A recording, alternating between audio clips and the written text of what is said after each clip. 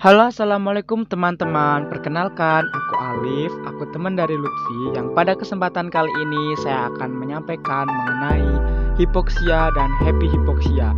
Let's go, check it out. Mari kita tonton materinya. Banyak orang yang masih belum tahu mengenai penyakit hipoksia. Hipoksia merupakan sebuah kondisi ketika kadar oksigen pada sel dan jaringan tubuh seseorang terlalu rendah.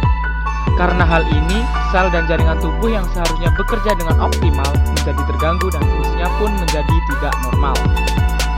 Hipoksia yang dibiarkan tanpa penanganan mampu berakibat pada kondisi yang fatal, yaitu kerusakan hingga kematian suatu jaringan. Dalam kondisi normal, manusia bernafas menghirup oksigen yang kemudian diangkut lalu disalurkan oleh darah dari paru-paru ke jantung.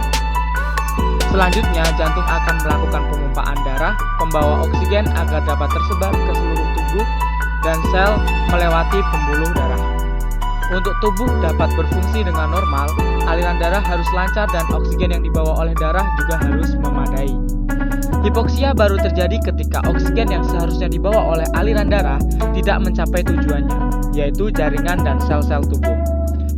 Gejala yang dialami setiap penderita hipoksia dapat berbeda-beda. Contohnya, sulit untuk berbicara, batuk-batuk, sesak napas, tubuh mengeluarkan keringat secara berlebih, kebingungan, tubuh lemas, sianosis atau kondisi membirunya kulit, kuku, dan bibir, detak jantung tidak teratur, serta pingsan.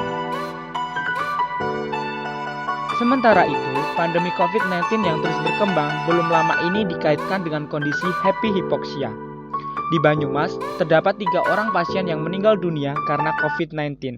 Padahal ketiga pasien tersebut tidak menunjukkan adanya gejala COVID, semacam demam, pilek, dan batuk. Namun, mereka mengalami kadar oksigen tubuh yang sangat rendah, bahkan mengancam keselamatan jiwa. Jika normalnya, saturasi oksigen dalam tubuh adalah 95%, pada kondisi penderita happy hipoksia, saturasinya menurun mencapai 70%, bahkan ada yang sampai 50% ke bawah. Perbedaannya dengan kasus hipoksia pada umumnya yaitu, pada kasus hipoksia terdapat gejala yang sangat spesifik. Penderita dapat mengalami sesak nafas, sulit bicara, linglung, hingga tubuh lemas dan kehilangan kesadaran. Namun, pada penderita happy hipoksia, penderita kolaps tanpa adanya tanda-tanda atau keluhan gejala yang nampak.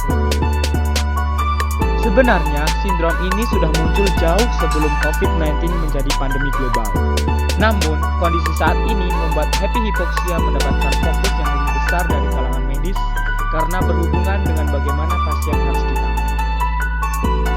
Berikut adalah kondisi patologis yang terjadi ketika alveoli atau kantung-kantung udara di paru-paru diisi oleh darah sebagaimana mestinya.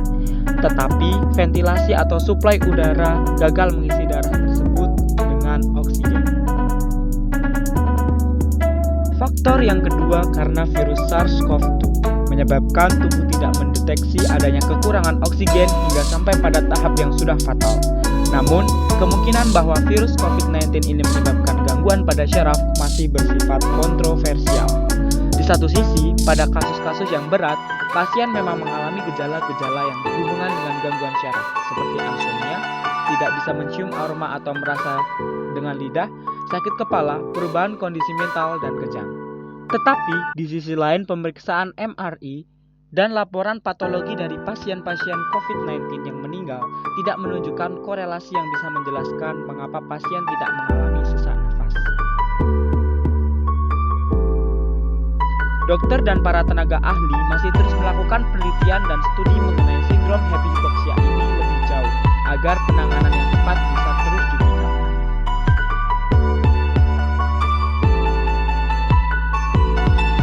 Hipoksia adalah kondisi yang tidak terduga dan tidak dapat diprediksi, maka akan sulit untuk mencegahnya.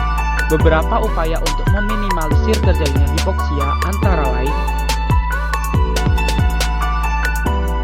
bila menderita asma, gunakan obat asma seteratur mungkin.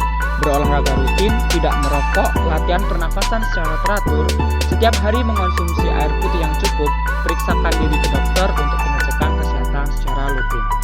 Berikut tadi merupakan sedikit materi mengenai hipoksia. Saya Alif, selaku perwakilan dari Lutfi, mengucapkan terima kasih. See you next time dan thanks for watching. Don't forget to subscribe, like, and